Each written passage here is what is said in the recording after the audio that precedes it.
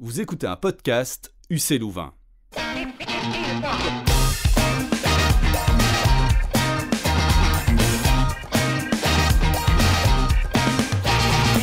Bonjour et bienvenue dans Capitaux, le podcast qui aide à comprendre, un podcast UC Louvain réalisé en partenariat avec le magazine Le Vif. Aujourd'hui, nous allons tenter de comprendre l'égalité femmes-hommes. Je suis Sabrina et à la coprésentation de ce numéro, il y a Alain. Bonjour Alain. Bonjour Sabrina, bonjour à tous et toutes. 8 mars, date de la Journée internationale des droits des femmes. Cette journée dans l'année qui permet de mettre en lumière la lutte pour les droits des femmes. Une journée officialisée par l'ONU en 1977.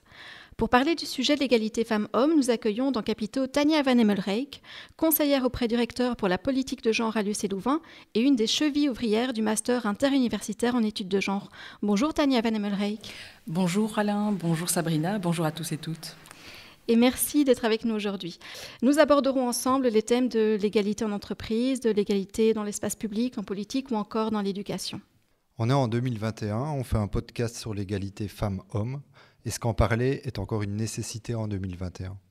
Oui, c'est une nécessité d'en parler encore et toujours en 2021. Donc le temps passe certes, les mentalités changent petit à petit, l'éducation s'adapte, la représentation des femmes dans l'espace public évolue également, mais il ne faut jamais se reposer sur des acquis et là toujours persévérer dans le rappel de ce principe fondamental de l'égalité entre les êtres humains, et derrière ces êtres humains, il y a des hommes et des femmes.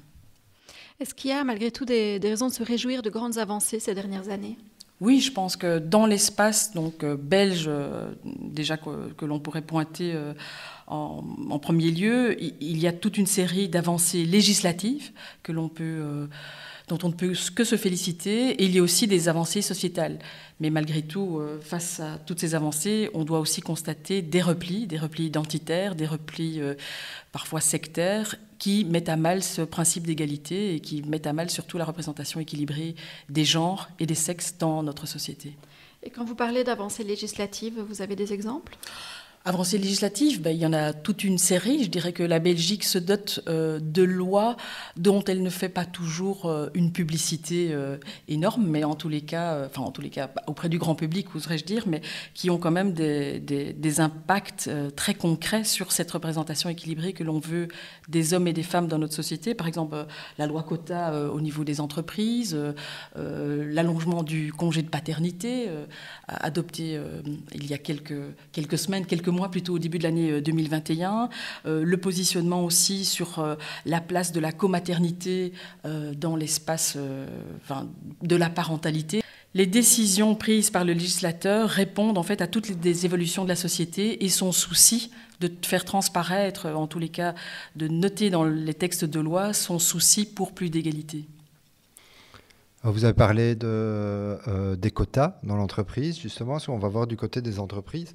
Quel est l'état de la représentation des femmes dans les conseils d'administration des entreprises ? Quel a été l'impact des quotas ? Donc le principe de la loi quota, c'est qu'on ne peut pas avoir plus de 2/3 de personnes du même sexe dans un conseil d'administration. Et à l'heure actuelle, on ne peut que constater et se réjouir que nombreuses sont les entreprises qui respectent cette loi quota donc de 2011. Ce que l'on constate, c'est que le caractère contraignant de la loi semble fonctionner. Même si, malgré tout, et donc ça c'est le petit bémol, on voit qu'il y a toujours une petite partie des entreprises qui n'appliquent, on va ajouter, pas encore. Et donc on pourrait avoir une application à rebours, en tous les cas, de cet aspect contraignant, parce qu'il ne faut pas oublier qu'il y a toute un volet de sanctions financières qui est assorti au fait de ne pas respecter le principe des quotas dans le conseil d'administration.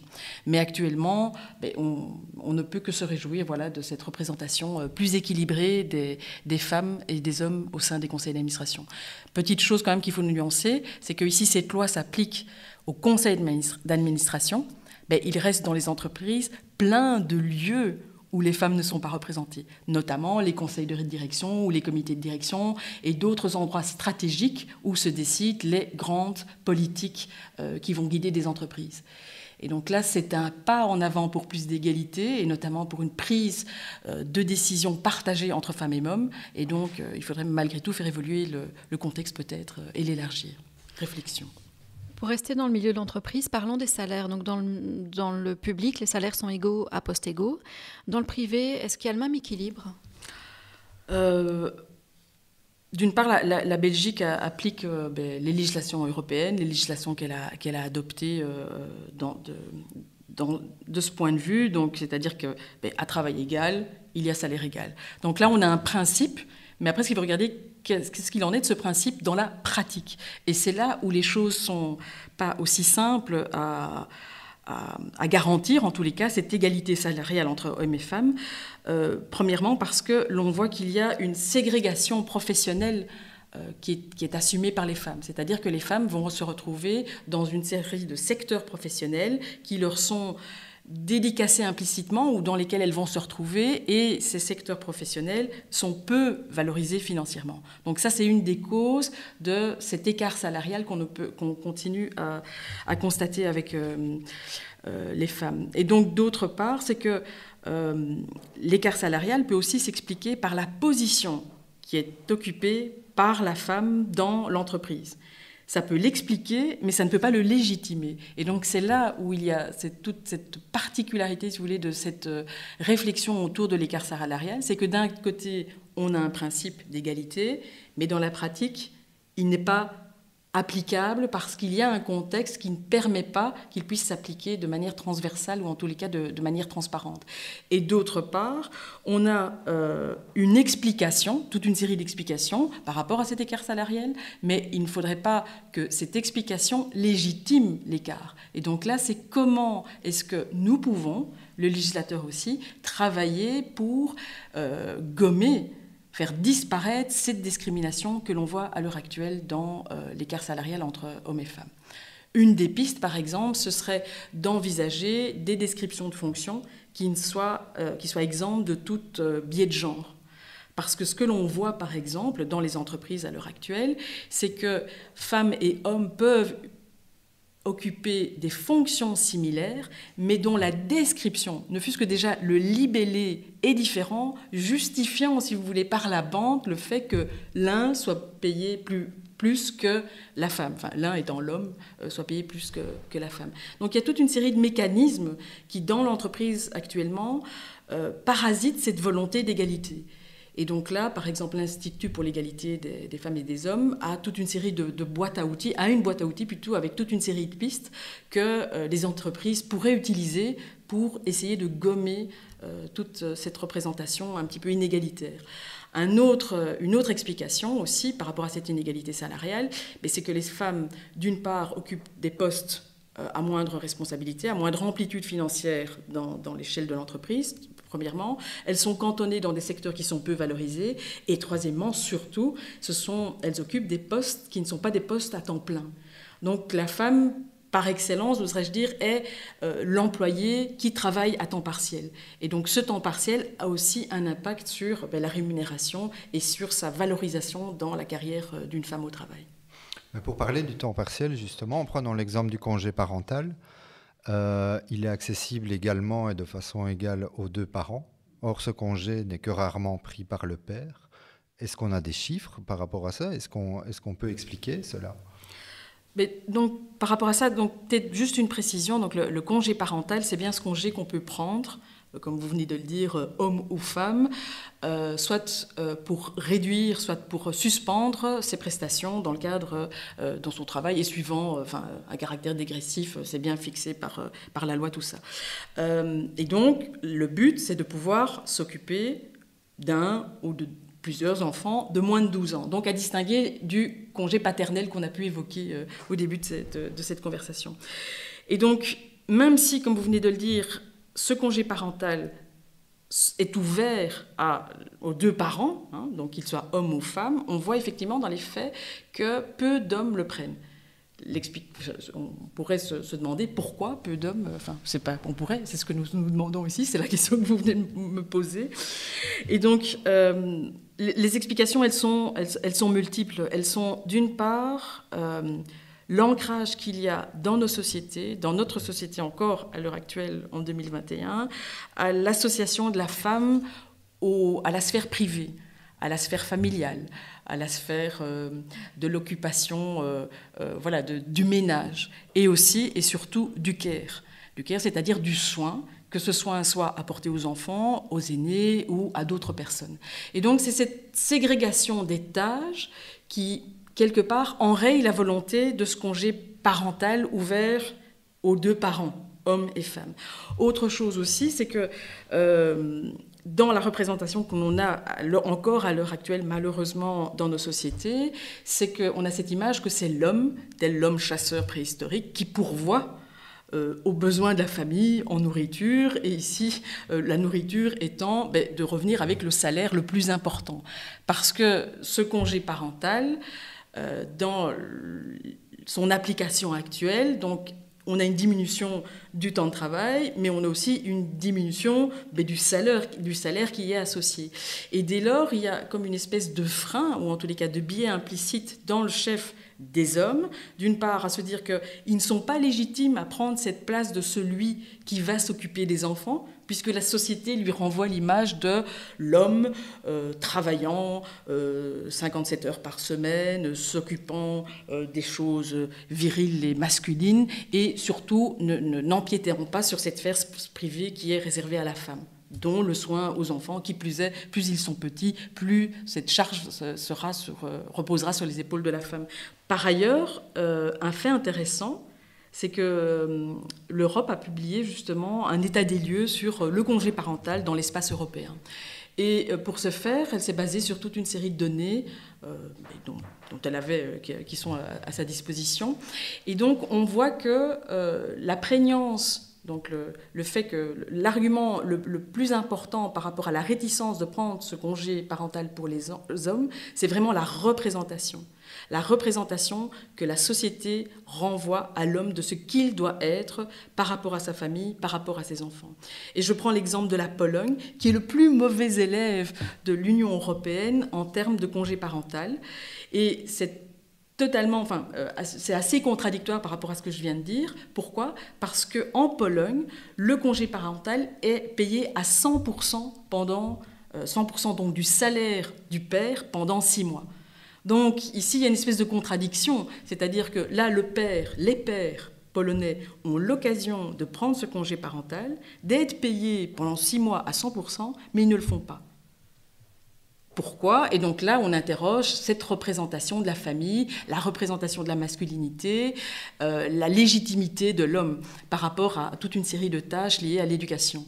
Et donc, toute la valorisation du congé parental, certes, passe par tout un arsenal économique de valorisation budgétaire. Donc ça, ici, effectivement, on pourrait penser en Belgique à mettre des choses en place, premièrement, que ce soit de manière générale, voire même de manière locale. Et là, le pouvoir est donné aux entreprises aussi d'être peut-être plus volontaristes là-dessus.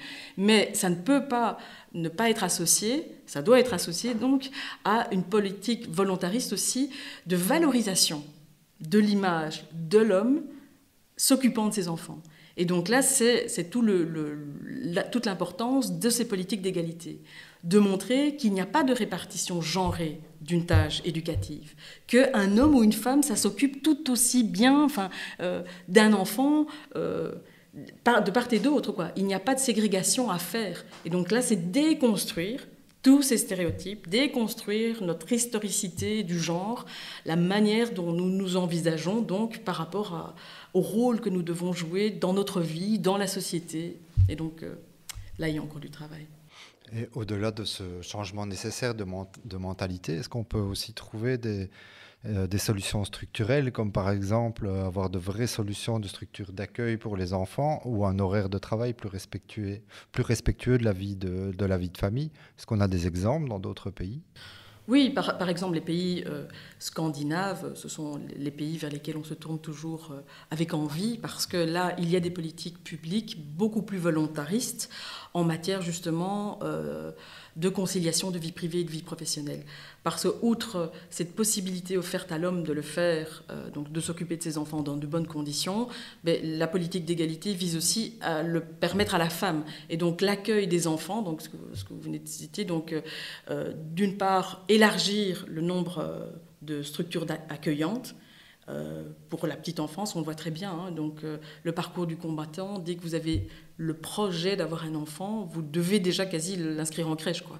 Donc là aussi, c'est d'interroger les pouvoirs publics par rapport à la contradiction parfois qu'il y a entre le discours qui veut plus d'égalité, qui veut plus de représentativité des deux sexes par rapport à des tâches, notamment le care, notamment le soin aux aînés, aux enfants, mais de dispositifs pour aider les personnes qui ne sont pas assez nombreux, en tous les cas pas assez structurés. Et donc effectivement, la conciliation d'une vie professionnelle harmonieuse avec une vie familiale tout aussi harmonieuse passe par toute une série de structures externes qui permettent aux parents de se consacrer à l'une ou l'autre des parties de leur vie, quoi.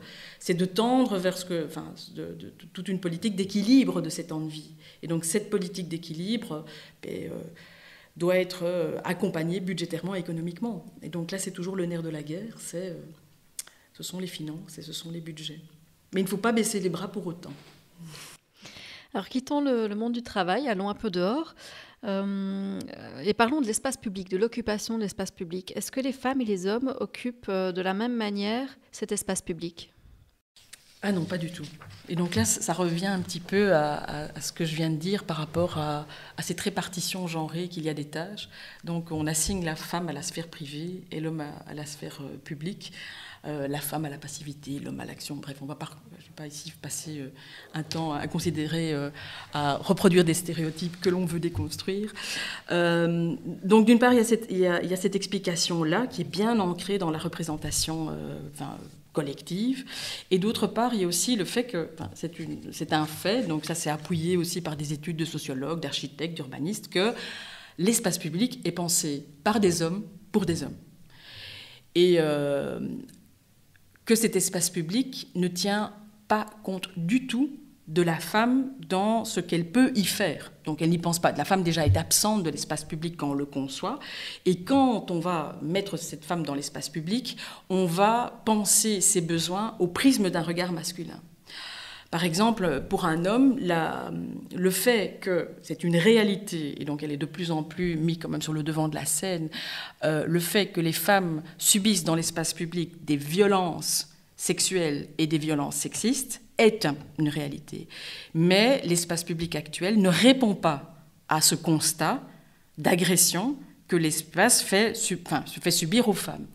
Et par exemple, toute une série de choses sont très tangibles. C'est-à-dire quand vous regardez l'espace public, la manière, par exemple, par rapport à toute cette question des violences, la manière dont les rues sont agencées, la manière dont les rues sont éclairées, la manière dont certains accès à des bouches de métro sont conçus, ne pense pas cet espace comme pouvant être agressant, ou en tous les cas mettre certains usagers dans une situation de vulnérabilité.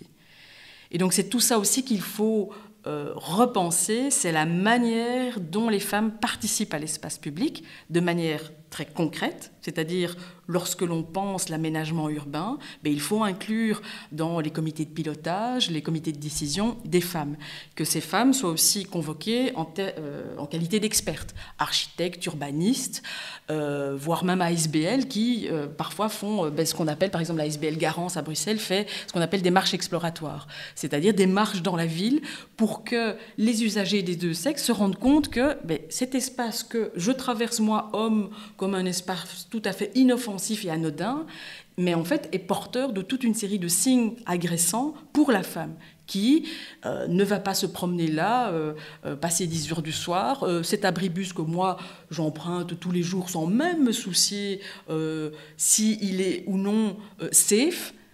Je sais très bien qu'une femme ne le fera pas parce que j'aurais fait cette marche exploratoire où j'aurais pu voir ce que pensent les usagères. Par rapport à cette idée aussi de la manière dont on occupe l'espace public actuel donc n'est pas pensé pour les femmes, notamment par rapport à tout ce côté agressant que l'espace peut avoir vis-à-vis d'elles, mais aussi par rapport à toute une série de tâches qu'assument les femmes. Par exemple, comme on disait avec le congé parental, les femmes s'occupent des enfants. Les enfants, au tout début, ils ne marchent pas, donc il y a landau, poussette et autres accessoires de mobilité dédicacés aux enfants. Ou si vous avez déjà fait l'expérience, vous vous promenez en ville, une fois sur deux, il faut prendre ce landau, descendre les escaliers pour accéder à n'importe quelle bouche de métro. La même question se pose aussi pour les personnes à mobilité réduite. Mais ici, donc, cet espace n'est pas conçu pour toute une série de tâches qui plus est dans la représentation genrée qu'on a des tâches, incombe aux femmes. Donc s'occuper des enfants nécessite qu'on les transporte avec une poussette, mais une partie de l'espace public n'est pas accessible aux poussettes. La mobilité, il faut savoir aussi par rapport à ça, c'est que les femmes ne s'autorisent pas toute une série de choses que font les hommes. Pour un homme, aller faire un jogging à 10h du soir, ça n'a aucun souci. Et donc ce sont toutes des questions que se posent les femmes. Et donc c'est comment est-ce qu'on rend cet espace égalitaire, comment on le rend plus sûr pour toute une série pour ses usagers, quel que soit leur sexe. Ça, c'est la première chose, on va dire, c'est plutôt le côté concret de l'occupation de l'espace public. Et puis, il y a aussi une chose qui est très importante, bien que certains pourraient dire que c'est purement accessoire et symbolique, c'est la place des femmes dans la toponymie de l'espace. Et donc là, c'est le fait que l'on constate que dans le nombre... je ne reviendrai plus là, ici, sur le pourcentage de nombre de noms de rues attribués à des femmes à Bruxelles, mais il est extrêmement bas. Moins de 10%, je crois que je ne suis pas loin de la réalité. En France, je crois qu'on arrive à 6% de l'ensemble des villes françaises qui portent des noms de femmes. Et donc là aussi, il y a tout un travail à faire, de visibiliser les femmes dans cet espace public, et surtout de les visibiliser de manière, j'allais dire, éducative. C'est pas juste mettre le nom d'une femme, il faut aussi expliquer pourquoi est-ce que cette femme est là dans cet espace public. Si on met le nom, voilà, place Simone Veil, il faut expliquer pourquoi. Parce qu'il y a là derrière, pas juste le fait que, tiens, on m'a dit que je devais avoir un quota de représentativité des femmes dans ma toponymie urbaine, et voilà, je vais aller prendre toutes les femmes célèbres qui sont mortes les 50 dernières années, ou que sais-je encore. Non, là, il y a vraiment une volonté d'éducation, puisque l'invisibilisation des femmes dans l'espace, de la manière dont elles peuvent y évoluer et comment elles sont représentées, c'est quelque chose aussi qui reproduit toute la manière dont on éduque les enfants par rapport à ça. Hein, si vous prenez les manuels scolaires, je prends un champ que je connais, celui de la littérature, l'histoire de la littérature française, c'est quand même une galerie de grands hommes, quoi. D'accord, vous allez me dire, oui, il y a Marguerite Yourcenar, quand même, on en parle, oui, d'accord, mais c'est quand même des épiphénomènes par rapport à une histoire qui, comme l'espace, est pensée par des hommes pour des hommes. Allons du côté de nos politiques. En Belgique, nous avons une secrétaire d'État à l'égalité des genres, Sarah Schlitz. Est-ce un acte politique assez fort? Est-ce que les budgets qui lui sont alloués sont suffisants? Donc, on ne peut que se réjouir que les femmes investissent cet espace politique aussi, parce que ça, c'est vraiment une bonne chose. Effectivement, on va dire que les politiques d'égalité de genre, l'égalité des chances et de diversité, ont un portefeuille, on va dire, plus restreint, puisque c'est un secrétariat d'État. Et puisque Mme Schlitz, en tant que secrétaire d'État, ne participe pas au Cairn, par exemple. Donc là, c'est aussi symboliquement, par rapport à l'impact concret, réel, on peut s'interroger, premièrement. Deuxièmement, il faut quand même reconnaître que le fait de ne pas avoir repris dans le libellé de la fonction de cette secrétaire d'État la question du droit des femmes et peut-être aussi, montre peut-être aussi la limitation qui sera peut-être appliquée à son champ d'action. Mais donc là, l'avenir nous dira ce qu'il en sera, d'autant qu'au niveau plus communautaire, là, il y a des politiques qui ont déjà été prises. Hein. Donc le plan droit des femmes adopté en Fédération Wallonie-Bruxelles au mois de septembre. Donc on a là des raisons de se dire que les choses vont avancer. Après, c'est se demander comment est-ce que la coordination avec le fédéral pourra se faire, notamment de manière un petit peu plus répartie entre les différentes entités et différents niveaux. Du point de vue budgétaire, ça je crois que c'est une question importante qui n'est pas sans rappeler le fait que toutes les politiques d'égalité et toutes les politiques de genre et de diversité ne sont pas en fait des politiques que l'on peut envisager en silo, c'est-à-dire avec une logique verticale. Certes, un organigramme qui soit dans une entreprise, au niveau d'un État, est toujours vu de manière hiérarchique, donc en silo et de manière verticale. Or, une politique de genre, une politique d'égalité, une politique de diversité, à plein de champs d'application. Donc là, on a une espèce de vision transversale que l'on doit adopter si l'on veut faire bouger des choses. Je prends la question, par exemple, des violences faites aux femmes qu'on vient d'évoquer par rapport à l'espace public. Mais voilà, cette question des violences faites aux femmes, qui rejoint aussi la question du droit des femmes, mais cette question a des impacts très forts en matière de justice et de police. Donc ça veut dire qu'au niveau des ministères assumés, enfin de ces ministères dotés de ces compétences-là, il faudrait qu'il y ait des budgets dédicacés.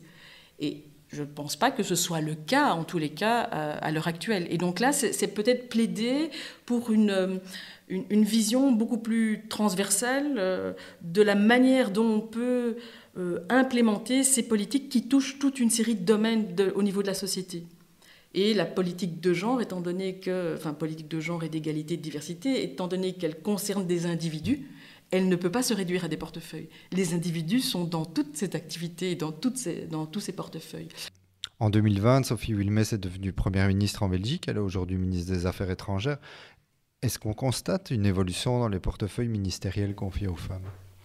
Oui, là, ici, c'est quand même une des avancées, ou en tous les cas, un constat réjouissant du gouvernement de Croo, c'est d'avoir quand même une représentation paritaire par rapport aux portefeuilles qui ont été assumés, ou qui sont assumés plutôt à l'heure actuelle par des femmes. Notamment, vous citez l'exemple de Sophie Wilmès. Ce qui est intéressant, c'est de voir donc que l'on a une femme ministre des Affaires étrangères. Et donc que l'on sort un petit peu de cette représentation très genrée des portefeuilles qui sont attribués aux femmes. Le ministre de la Santé, pas une femme. Le ministre du Budget, non, ça c'est des matières... les sous, c'est pour les hommes, donc ça restera un homme. Et donc c'est le jour où on arrivera à avoir, d'une part, cette parité que l'on a ici, mais que l'on arrivera à dépasser un petit peu cette assignation genrée des portefeuilles, ou en tous les cas, ces assignations implicites. Ce qui est intéressant aussi, si vous allez consulter, par exemple, la page dédicacée aux autorités fédérales sur le site de belgium.be, ce qui est intéressant, c'est de descendre. Donc, d'une part, vous avez l'organigramme le Premier ministre et puis tous les ministres en fonction de leur importance, les secrétaires d'État. Mais après, c'est de descendre au niveau des administrations de ces ministères et de voir que là, il faudrait encore que l'on fasse du travail. Enfin, certes, il y a une espèce de parité, et donc là, on revient sur cette idée des quotas. Il y a une parité, mais c'est quand on regarde, une certaine parité, on va plutôt dire, mais quand on regarde les assignations des tâches, elles sont toujours implicitement genrées. Vous aurez toute une série d'assistantes administratives et de secrétaires, mais vous aurez des chefs, et là, sans écriture inclusive, des chefs hommes de cabinet, des responsables de la communication qui seront hommes aussi. Et donc c'est comment est-ce qu'on sort de cette représentation des métiers, mais qui revient aussi à notre première question sur l'écart salarial.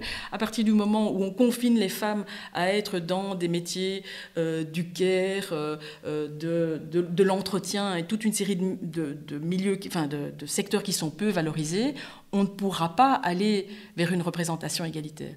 Surtout que cette représentation que l'on a actuellement d'assignation de tâches à l'un ou l'autre sexe est purement une construction. Ce n'est guidé par aucune étude scientifique.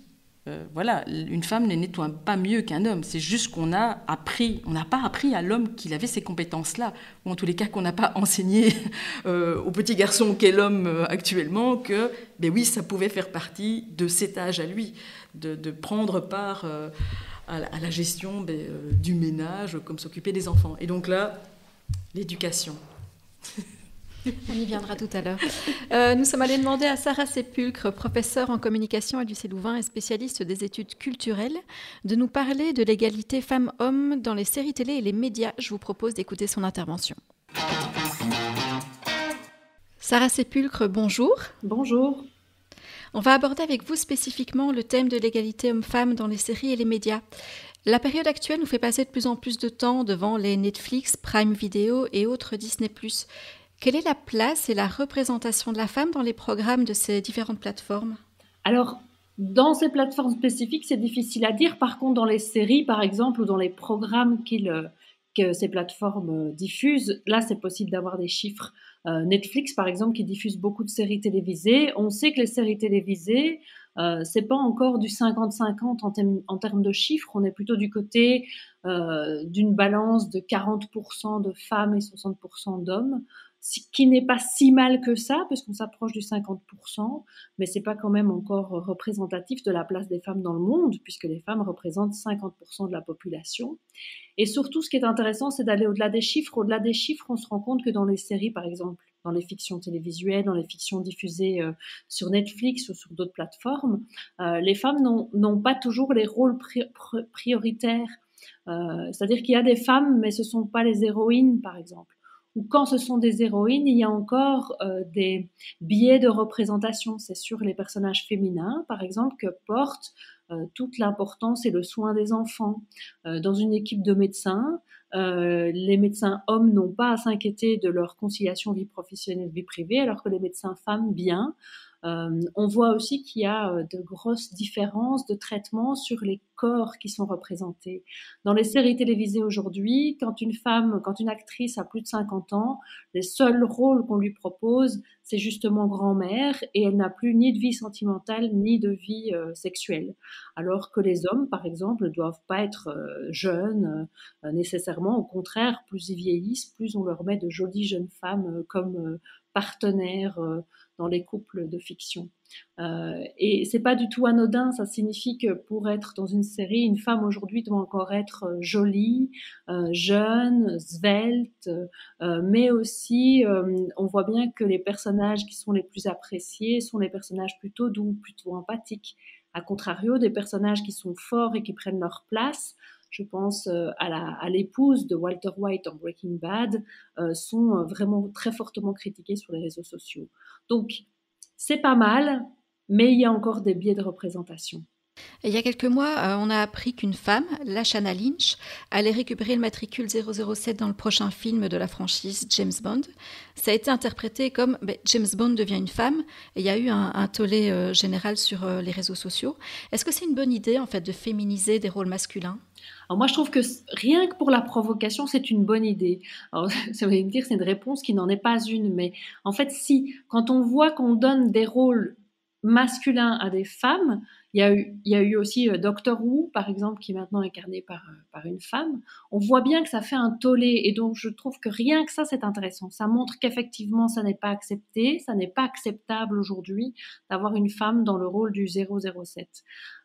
Moi, je trouve qu'au-delà de cette idée de provocation, hein, je retourne évidemment au vrai fond de votre question, je trouve qu'il est effectivement de la provocation important et intéressant qu'on mette des femmes dans des rôles qui pourraient normalement être donnés plutôt à des hommes, et du coup de se dire mais est-ce qu'une femme peut être agent secret, est-ce qu'une femme peut être présidente des États-Unis, est-ce qu'une femme peut ceci, et de le faire aussi à partir de ces héros très traditionnels, parce que du coup, comme ces héros sont très ancrés dans la culture, sont très ancrés dans nos imaginaires, ça permet un espèce de choc. C'est-à-dire que c'est pas n'importe quel agent secret qui est incarné par une femme, et en plus une femme noire. C'est James Bond. Et effectivement, ça ouvre le débat et ça oblige à se poser ces questions et à se mettre devant ce miroir d'une société où aujourd'hui, ça fait encore un tollé absolu. Dans ce cas particulier, en plus, je le dis, je le répète, c'est non seulement une femme, mais c'est une femme noire. C'est-à-dire qu'elle cumule deux discriminations, le fait d'être une femme et le fait d'être non blanche. Et or, les personnages non blancs sont aussi mal représentés dans les fictions en général. Quand on pense à la télévision et femmes qui dirigent une émission de télévision, on pense à de grandes présentatrices de JT comme Anne-Sophie Lapix ou Leïla Kadour sur France 2, Anne-Claire Coudray sur TF1 ou, pour penser à chez nous, Alix Bâtard et Caroline Fontenoy sur RTL TVI. Est-ce que ces femmes qui sont quand même à la tête d'un programme qui fait de grandes audiences, est-ce que c'est représentatif du paysage audiovisuel ? Alors, oui et non. C'est représentatif parce qu'on a vu successivement il y a des recherches qui s'appellent le GMMP, le Global Media Monitoring Project, qui a été initié d'ailleurs à la conférence de Pékin, la conférence de l'ONU, qui monitore une fois tous les 5 ans tous les médias, pas que la télévision, mais y compris la télévision, dans le monde entier. Et l'un des enseignements de cette recherche, c'est que les femmes sont sous-représentées dans les médias d'information et sont sous-représentées comme journalistes, sauf à la télévision. La télévision, c'est l'endroit où il y a les meilleurs chiffres, et particulièrement à la place de présentatrice. C'est-à-dire que la télévision utilise en effet comme présentatrice des JT plus de 40% de femmes. Dans tous les autres médias, les femmes journalistes n'accèdent pas à ce 40%, et même à la télévision, les femmes journalistes qui font les reportages qui alimentent le JT n'atteignent pas les 40%. Et donc, c'est assez, à la fois c'est pas représentatif, ça veut dire qu'on met des femmes à la présentation alors qu'on les empêche d'accéder à des places de journalistes ailleurs dans les rédactions, mais c'est représentatif d'une chose, c'est représentatif du fait que la télévision a besoin de jolies femmes pour présenter ses programmes, y compris pour les JT. Et donc, si vous voulez, c'est un chiffre relativement bon qui se retourne de nouveau contre les femmes. Elles sont l'arbre qui cache la forêt, si vous voulez. Et on voit bien qu'elles sont utilisées de nouveau dans des postures où on leur demande d'être là pour l'image. Ça les renvoie aussi, et je pense que ça renvoie ces animatrices à une certaine forme, à une certaine représentation des corps, et je pense qu'elles sont plutôt jolies, qu'elles sont plutôt blanches, qu'elles sont plutôt fines, qu'elles sont plutôt pas trop âgées. Et donc, à la fois, c'est intéressant parce que ça permet de montrer que des femmes peuvent présenter le JT, mais en même temps, c'est paradoxal parce que ça les rabat sur cette posture que les femmes ont toujours, qu'elles doivent être jolies et doivent être les hôtesses, si vous voulez. Je serai contente avec ces chiffres quand il y aura 40-50% de femmes journalistes dans les rédactions et que ces femmes journalistes dans les rédactions pourront faire des reportages sur la politique, l'économie et pas uniquement sur les crèches. Et là, on est loin du compte parce que les recherches notamment de l'Association des journalistes professionnels en Belgique montrent qu'on n'est vraiment pas du tout dans un secteur qui est égalitaire. Merci beaucoup Sarah Sépulcre d'avoir répondu à nos questions. Je vous en prie. Pour continuer sur le thème des médias, pensez-vous qu'il y a eu assez et qu'il y a encore aujourd'hui assez de femmes expertes sur les plateaux télé ou au micro des matinales radio depuis le début de la crise sanitaire ? Mais je pense qu'il y a une volonté, en tous les cas, de la part de certains médias à avoir une certaine parité de représentation. En tous les cas, on sait que la RTBF a adopté un plan de diversité et est très attentive à la représentation des experts et expertes dans le champ médiatique, que ce soit au niveau audio qu'au niveau au niveau de la télé. Mais ce qui est intéressant, c'est malgré tout, on pourrait faire un micro-trottoir dans Louvain-la-Neuve, ou voire même à Bruxelles, avec les distances de sécurité qui s'imposent, bien entendu, et de poser la question à un homme ou une femme, et les deux, tiens, donnez-nous le nom d'une experte. Et on se rendra compte que personne ne pourra, en tous les cas, hormis peut-être des férus et des mordus de l'actualité et des personnes qui ont la capacité de retenir beaucoup de noms, je crois on arrivera moins à citer le nom d'une experte que de citer le nom de Marius Gilbert, par exemple.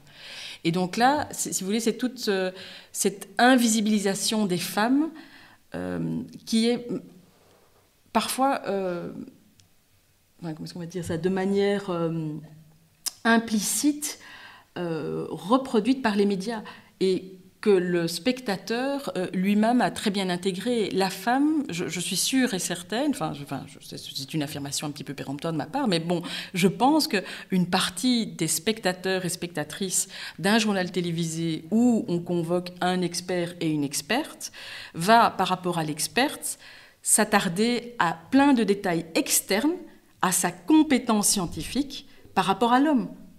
Bien entendu, si l'homme a une cravate vraiment ridicule, ça va faire tâche, mais je crois que la femme est d'abord jugée sur son physique, sur la manière dont elle est habillée. Donc, c'est-à-dire qu'il y a toujours cette espèce de réflexe très malheureux, justement, qui, quelque part, est contre-productif par rapport à la volonté des médias de représenter les femmes de manière égalitaire, c'est-à-dire ce réflexe qui essentialise la femme, qui la réduit à son corps, à son apparence, et qui invisibilise sa parole, en fait, qui invisibilise son nom et qui la confine à ce qu'elle est en tant que femme, belle ou pas, bien habillée ou pas, qui a un ton de voix énervant ou pas. Et voilà. Et donc, c'est quand on arrivera aussi, par rapport à cette représentation égalitaire, à dépasser tous ces stéréotypes dans lesquels on a bien été éduqués, malheureusement. Si nous dépassons nos frontières, alors on entend qu'il reste du chemin à faire en Belgique, mais dans d'autres pays, des droits des femmes déjà acquis chez nous ne sont pas encore d'application. Comment un pays, et en l'occurrence ici, comment la Belgique, peut aider ces femmes à l'étranger ?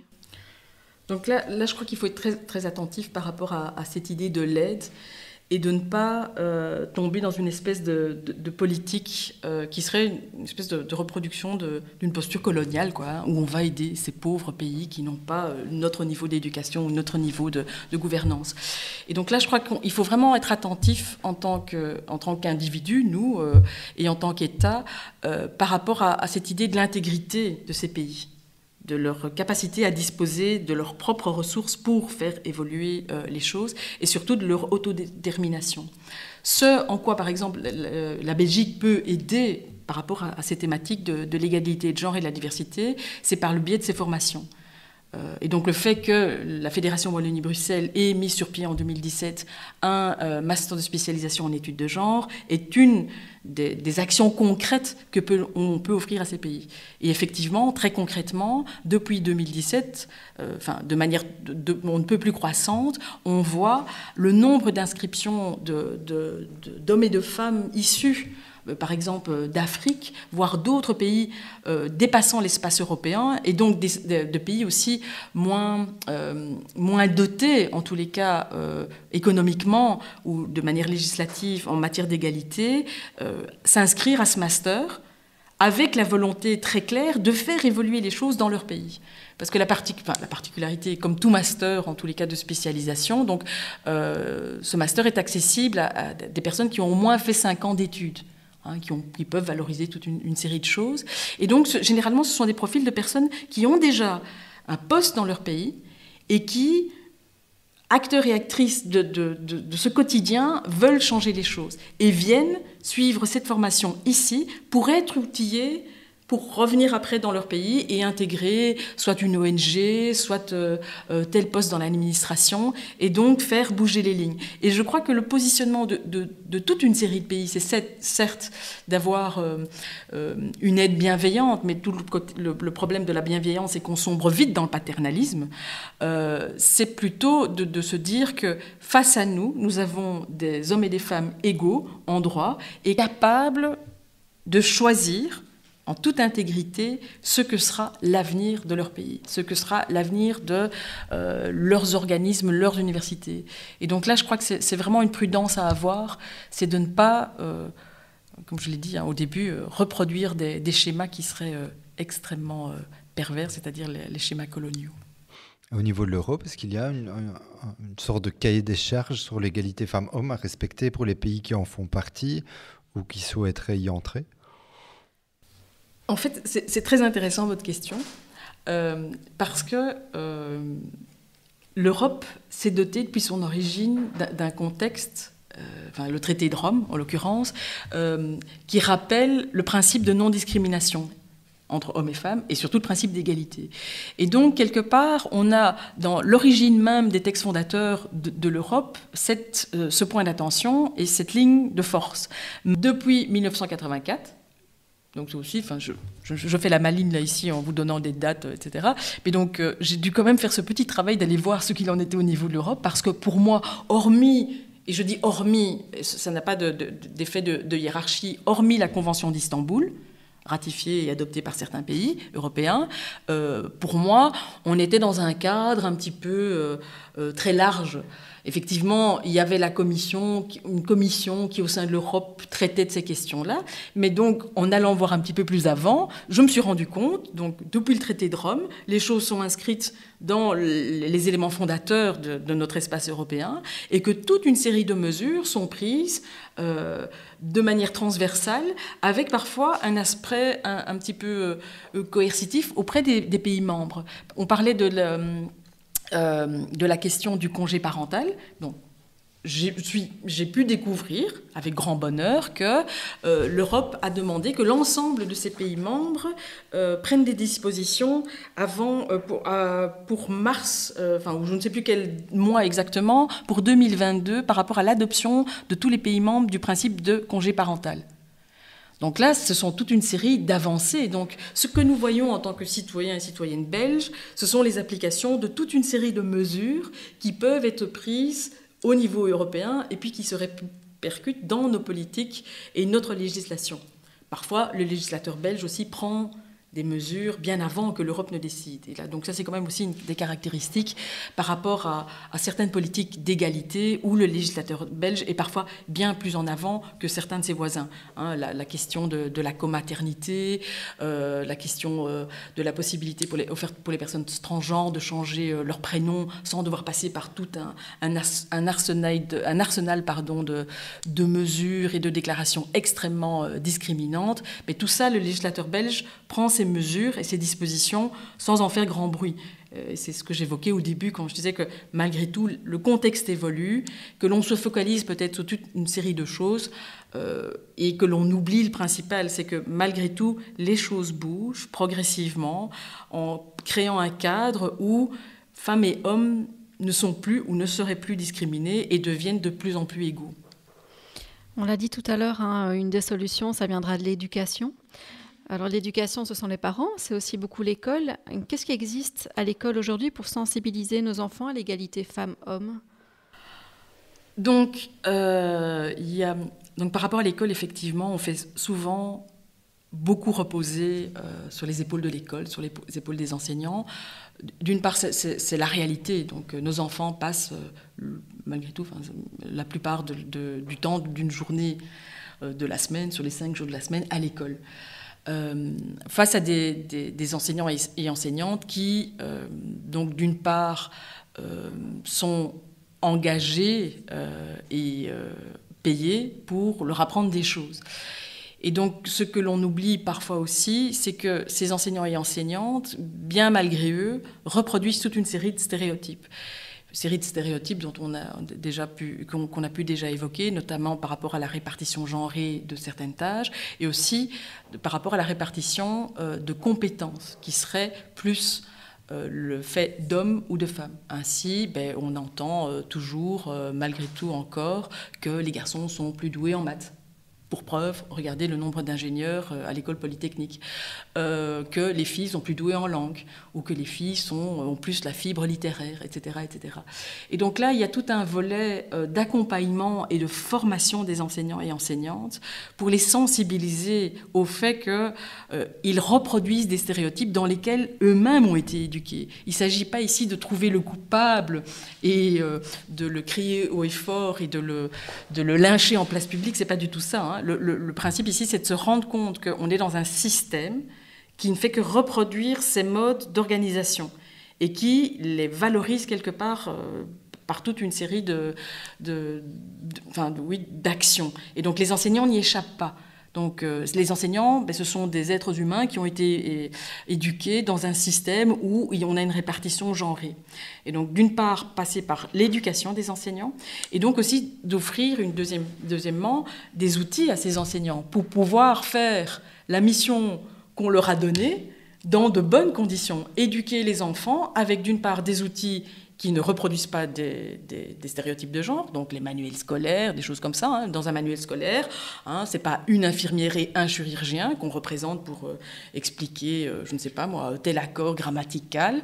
Non, on pourrait mettre une chirurgienne et un infirmier. Voilà. Et donc, c'est toutes ces réflexions-là aussi, c'est d'offrir aux enseignants la possibilité de disposer d'outils, d'adjuvants qui leur permettront de faire leur métier, comme ils l'ont toujours fait, dans d'excellentes conditions, mais aussi d'avoir ces outils qui ont été relus en gommant toutes les discriminations et en gommant tous ces stéréotypes. Ça, c'est une chose. Et aussi de permettre aux enseignants d'être formés et de l'être de manière continue sur pendant toute la période où ils exercent leur métier. Et donc là, c'est une des compétences de la Direction pour l'égalité des chances, qui édite des petites brochures où certains points sont mis en exergue, sont mieux expliquées, qui, elles aussi, organisent des formations pour permettre à ces enseignants d'être à la fois toujours à niveau, du point de vue purement factuel des matières, et aussi de les sensibiliser au fait que, comme on disait, par exemple pour l'histoire de la littérature, de ne parler que de Victor Hugo ou juste de George Sand, parce qu'en plus elle avait un nom quand même Georges, donc oui c'est une femme, donc ça devient quasi anecdotique. Bref, d'avoir peut-être une approche, enfin pas peut-être, d'avoir une approche non genrée, ou en tous les cas de faire l'effort de pouvoir le verbaliser. Ce n'est pas mettre... Donc là, il ne faudrait pas me faire dire ce qui pourrait être un raccourci par rapport à ce que je viens de dire, c'est de dire Tania van Immelreich veut révolutionner l'histoire de la littérature française, elle ne veut parler que de femmes. Ce n'est pas ça que je dis. Ce que je veux dire, c'est qu'on constate à l'heure actuelle que le panorama de la littérature française n'a mis en évidence que des hommes. Et donc le fait même de dire aux garçons et aux filles qui sont devant nous, vous savez, on a construit l'histoire de la littérature française à partir d'un canon masculin, comme on a construit l'espace public. Mais de dire que dans cet espace masculin de la littérature, il y a aussi des femmes, il y a eu des femmes. Et effectivement, ça peut paraître épiphénoménique, mais de l'expliquer. Pourquoi est-ce que les femmes n'avaient pas accès aux mêmes positions en termes de production littéraire que les hommes? Et donc, c'est de remettre ça en perspective, de ne pas jeter une manière de voir pour en remettre une autre qui serait tout aussi totalitaire et discriminante. Et donc, c'est vraiment toujours cette idée de l'égalité et de la juste pondération de la manière dont on en parle. Et ça, je crois que c'est vraiment ce qui fera la différence dans les années à venir, c'est comment est-ce qu'on va pouvoir faire changer l'éducation. Et donc là, l'université a aussi un rôle à jouer, puisque donc il y a ce grand dossier, ce grand monstre du Loch Ness, qui est la réforme de la formation initiale des enseignants et enseignantes, donc la RFIE. Donc là, il y a un module, il y a une attention qui est apportée au genre, là, mais je crois qu'il faut vraiment être attentif à ce que l'on ne fasse pas juste quelque chose de cosmétique. Donc, ce n'est pas juste mettre un module de 15 heures dans la formation que tout le monde suivra comme on suit n'importe quelle autre formation. Non, il y a vraiment cette idée, d'une part, d'avoir des modules de sensibilisation par rapport aux questions de genre, par rapport aux questions d'égalité, de manière théorique, dans des perspectives historiques aussi, mais aussi d'avoir une attention sur tout le reste du cursus. Ce n'est pas parce que l'on met un cours qui traitera de cette question que l'on aura résolu le problème. C'est envisager l'ensemble des formations, et pas que dans la RFIE. On le voit très bien, je parlais de la littérature, mais ici, pour ce qui concerne notre université, on peut aussi repenser la manière dont on donne cours sur toute une série de matières. De l'histoire de la philo, en passant par l'histoire des sciences, pour ne parler que de langue historique, quoi. Mais de se poser la question par rapport à la manière de l'image du monde d'avant et d'aujourd'hui que l'on donne à voir. Alors, l'université, l'UC Louvain, mais ce n'est pas la seule institution à l'avoir fait, a décidé que ces communications institutionnelles seraient rédigées en écriture inclusive. Nous pouvons voir, notamment sur nos réseaux sociaux, de nombreux commentaires en réaction à cette écriture. On dit qu'elle n'est pas lisible, qu'elle n'aidera pas la cause de l'égalité femmes-hommes, etc. Mais pourquoi promouvoir l'écriture inclusive? Donc, pourquoi donc l'UC Louvain a décidé de promouvoir cette écriture? Donc pourquoi l'UC Louvain a décidé surtout d'utiliser dans toutes ses communications officielles, et donc là vous faites référence à votre métier, c'est-à-dire de devoir communiquer auprès du grand public et du public interne à notre institution de manière inclusive. Pourquoi est-ce que l'UC Louvain a pris cette position, qui est une position politique, a adopté cette écriture, donc ce mode de communication linguistique, c'est pour être en parfaite concordance avec ses engagements en termes de politique de genre. Donc nous avons depuis 2014 une politique de genre qui se décline en actions concrètes sur toute une série de champs d'action et d'application qui relèvent des missions de l'université, l'enseignement, la recherche et le service à la société.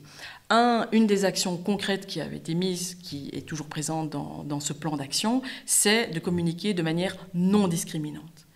De communiquer de manière non discriminante, tant par le médium écrit que par le médium visuel. Et donc, de manière écrite, c'est d'utiliser une communication inclusive, c'est-à-dire qui rende visible la part égale des hommes et des femmes prises dans un contexte. Il faut savoir qu'à l'Université catholique de Louvain, à l'UC Louvain, il y a 55% d'étudiantes, comme dans toutes les universités de la Fédération Wallonie-Bruxelles.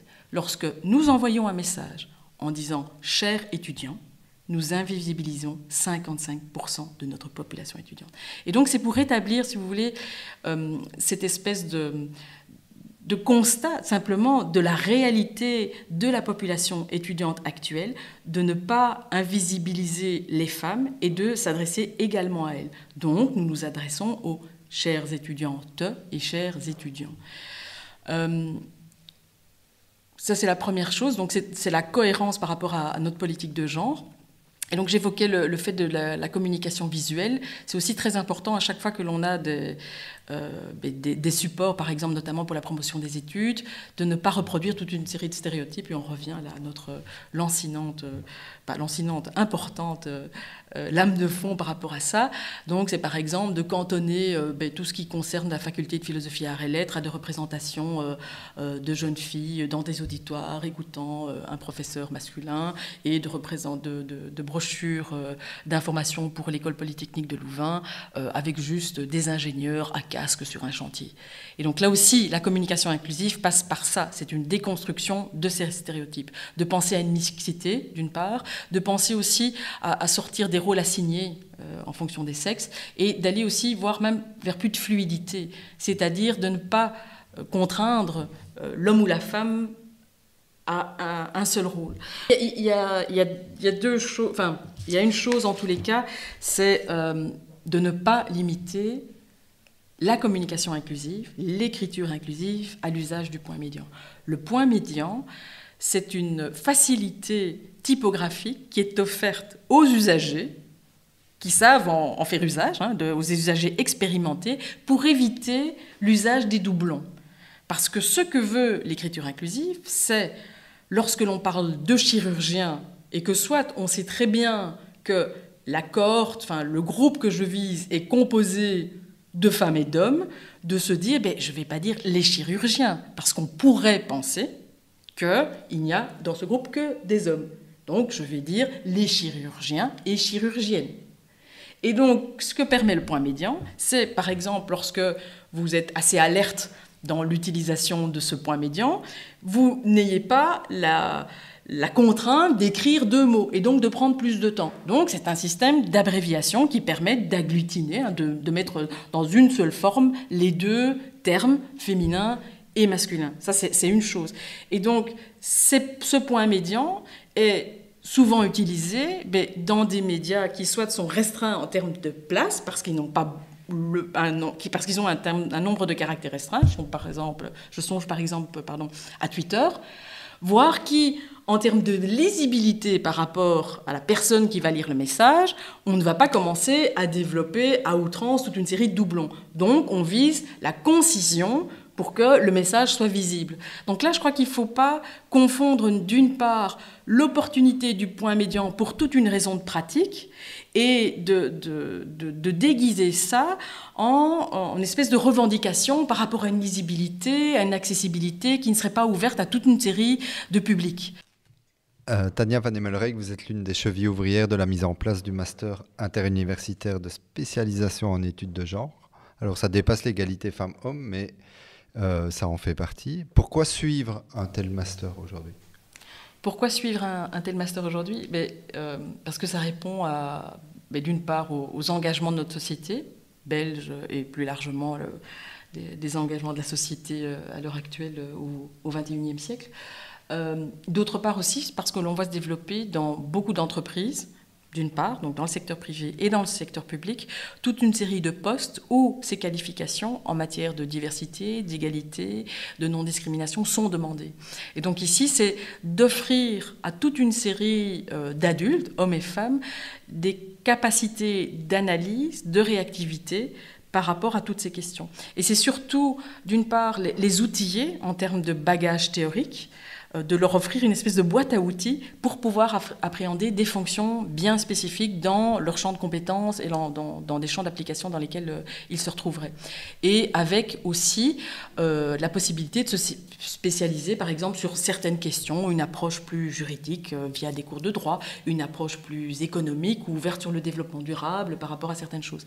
Donc le master est pensé tant en matière théorique et méthodologique, autour d'un tronc commun, que suivent les étudiants, et après la possibilité de colorer en fonction de ses aspirations personnelles, qu'elles soient ou non motivées par des exigences de déploiement professionnel. Et donc là, c'est tout cet intérêt-là, avec un point d'attention à avoir. Vous avez bien précisé qu'il s'agissait d'un master de spécialisation, donc ça j'ai pu l'évoquer auparavant. Donc ce master de spécialisation nécessite donc à toutes les personnes qui s'y inscrivent de pouvoir attester d'une formation antérieure de 5 années. Et donc nous avons vraiment tenu à ce que ce master ne soit pas un master traditionnel, c'est-à-dire soit un master 60, soit un master 120 auquel on pourrait avoir accès après un bachelier. Pour la simple et bonne raison que nous estimons que pour pouvoir appréhender ces questions extrêmement délicates, prégnantes, actuelles, il faut avoir une certaine maturité. Et je ne dis pas que les jeunes d'aujourd'hui ou les étudiants et étudiantes sortant d'un bachelier n'ont pas cette maturité. Mais en tous les cas, on pense très distinctement qu'il faut pouvoir avoir une possibilité de se positionner en retrait par rapport à sa propre individualité pour pouvoir appréhender toute une série de matières qui pourront faire bouger les lignes de la manière dont nous envisageons le réel, dont nous envisageons le monde dans lequel on évolue. Et donc là, on estimait vraiment qu'il fallait avoir quelque part une formation universitaire, enfin pas nécessairement universitaire, puisque vous pouvez y accéder quand même avec une valorisation des acquis aussi, hein, c'est pas ça, c'est pas cette espèce d'intellectualisation, c'est plutôt cette idée que l'individu devait avoir quelque part cheminé dans son parcours personnel, avoir une espèce de conscience de son intégrité morale, physique, sexuelle, de genre aussi, pour pouvoir appréhender des choses et être capable de pouvoir recevoir des discours qui vont peut-être bousculer toute une série de certitudes.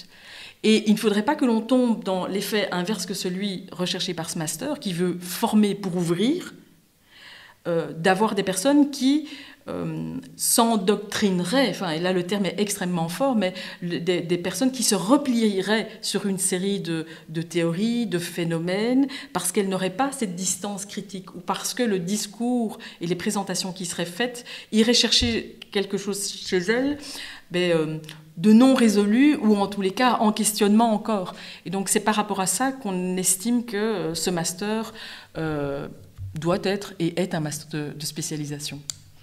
Et est-ce qu'avec la mise en place de ce type de master, vous pensez que le poste de conseillère ou de conseiller pour la politique de genre, donc que vous occupez à l'UC Louvain, est un poste qui va peut-être se généraliser en entreprise, un peu sur le même modèle que les conseillers en mobilité ou les conseillers en développement durable ? Oui, je pense. Donc, au niveau de la Fédération Wallonie-Bruxelles, on constate quand même que toutes les universités se sont dotées de politiques de genre. Donc là, on a l'aspect contraignant d'un arrêté qui nous demande d'identifier au sein de nos institutions une personne de contact genre. Pour l'UC Louvain, c'est Madame Edith Antoine avec laquelle donc, je travaille pour pouvoir justement développer la politique de genre de l'UC Louvain. Donc c'est elle qui assume cette tâche. Et donc dans les tâches aussi de ces personnes de contact genre, il y a tout un volet de reporting, donc de faire des rapports. Et donc toutes les universités le font. Toutes les universités aussi, outre cette personne de contact genre, se sont dotées de personnes assumant sur le plan académique la responsabilité de l'engagement de l'université en matière de politique de genre. Donc là, c'est le constat, on va dire, au niveau du paysage universitaire, où le bas blesse et où il y a encore beaucoup de choses à faire. Mais donc là, les choses vont bouger, on l'espère, dans les prochains mois. En tous les cas, c'est la volonté de la ministre Valérie Glatini, c'est d'élargir ce réseau de personnes de contact genre et de la visibilisation d'une politique de genre au sein des ESA, des écoles supérieures d'art et des hautes écoles. Parce que là, on se rend compte que rien n'est mis structurellement en place. Donc il n'y a pas d'arrêté qui permet, soit aux établissements d'être contraints de penser à l'existence même d'une personne qui serait dévolue à un point d'attention spécifique sur une politique de genre. Donc ça, c'est par rapport au paysage de l'enseignement supérieur en Belgique francophone. Pour ce qui concerne les entreprises, donc le secteur privé, donc là on voit quand même se développer dans de grandes entreprises des postes, soit de diversity manager, donc là on est plus sur l'idée de la diversité, voire même encore des postes plus spécifiques sur l'égalité. Et donc ce sont des postes auxquels répondent de manière malgré tout direct le master de spécialisation en études de genre. Et on le voit aussi par rapport aux étudiants et étudiantes inscrits au master. On a des adultes en reprise d'études qui, soit dans le cadre de leur fonction actuelle, il leur a été demandé d'avoir cette composante genre parce qu'ils sont dotés de dossiers concernant cette thématique, soit qui, dans le cadre de leur parcours professionnel et de l'évolution qu'ils souhaitent y apporter, souhaitent se rediriger vers ce secteur de l'égalité, de la diversité, de la non-discrimination. Et donc là, on les dote d'un diplôme qui est de plus en plus reconnu au sein de la Belgique francophone et au-delà aussi. Par exemple, certains de nos diplômés occupent maintenant des postes dans des cabinets ministériels en charge de ces questions d'égalité et de droits des femmes, quoi. Merci beaucoup, Tania Van Emmelrijk, d'avoir répondu à toutes nos questions. Merci à vous, surtout de me les avoir posées avec autant d'amabilité et de concision, ce qui n'était pas le cas de mes réponses. Je rappelle que vous êtes conseillère auprès du recteur pour la politique de genre à l'UCLouvain et, comme on l'a dit et comme on vient d'en parler, une des chevilles ouvrières du master interuniversitaire en études de genre. Cet épisode a été préparé et présenté par vos serviteurs, Alain et Sabrina, en partenariat avec le magazine Le Vif. Capito, c'est tous les mois sur les meilleures plateformes d'écoute, sur levif.be et sur uclouvain.be/capito. Si ça vous a plu, n'oubliez pas de vous abonner sur votre application préférée et partager ce podcast autour de vous. Si vous souhaitez qu'on aborde un thème en particulier dans un prochain numéro, vous pouvez nous contacter via les comptes sociaux de l'UCLouvain sur Facebook, Twitter ou Instagram. D'ici là, prenez soin de vous et de vos proches. Et à bientôt dans Capito.